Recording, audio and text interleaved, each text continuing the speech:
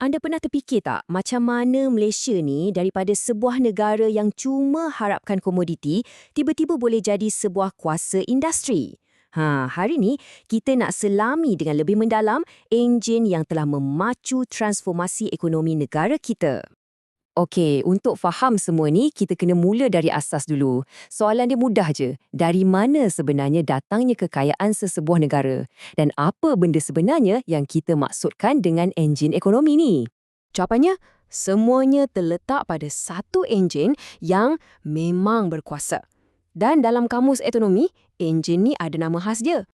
Dan inilah dia, sektor sekunder. Boleh kata, inilah nadi, jantung perindustrian sesebuah negara. Sektor inilah yang ambil bahan mentah macam getah, biji timah dan tukarkan jadi produk siap yang harganya jauh lebih tinggi. Bila Malaysia sedar betapa pentingnya benda ni, diorang pun rancang satu plan yang cukup teliti untuk bina enjin perindustrian sendiri. Jadi, macam mana rupa rangka tindakan Malaysia ni? Jom kita tengok. Strategi 3 fasa yang diguna pakai untuk hidupkan enjin ekonomi negara. Yang menariknya, pasal pelan 3 langkah ni, ia tunjukkan satu evolusi yang sangat jelas. Semuanya bermula dengan satu idea yang ringkas je. Buat apa nak beli dari luar kalau kita boleh buat sendiri? Fasa pertama ni, atau kita panggil penggantian import, tujuannya satu, untuk berdikari. Fokus utama masa tu ialah hasilkan barang-barang dalam negara supaya tak perlu lagi bergantung sangat pada barang import. Sambil-sambil tu, bolehlah bina asas industri dan asas kemahiran orang tempatan. Okey, bila asas dah cukup kuat, barulah strategi kita pandang keluar pula.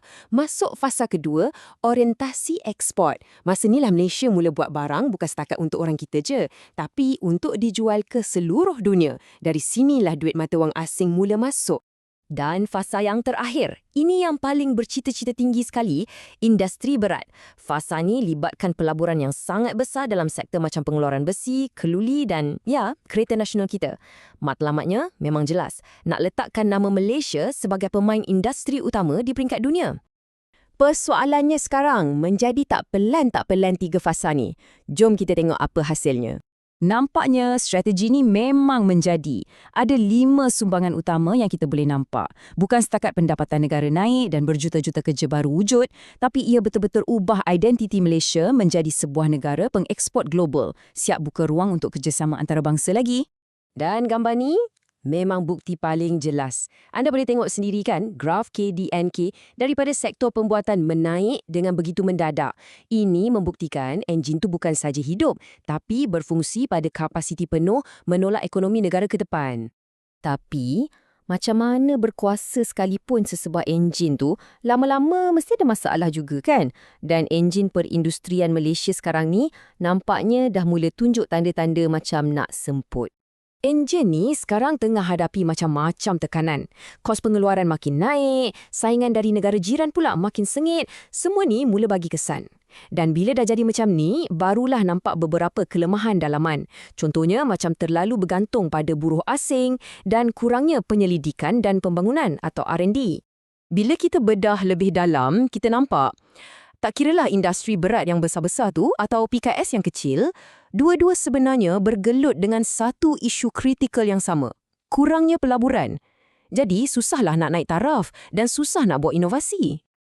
Jadi, dengan semua cabaran ni, apa nak buat? Macam mana kita nak cas balik enjin ni? Apakah langkah seterusnya untuk Malaysia? Petikan ni bagi saya merumuskan segalanya dengan baik. Sektor secondary ni bukan cerita pasal kilang-kilang semata-mata. Ia adalah tentang kekuatan ekonomi dan daya saing seluruh negara kita di mata dunia. Jadi, kita ditinggalkan dengan satu persoalan besar. Apakah reka bentuk enjin ekonomi Malaysia yang seterusnya? Macam mana negara kita nak berinovasi supaya dapat terus bersaing dan berjaya pada masa akan datang? Itu yang kita kena fikirkan bersama.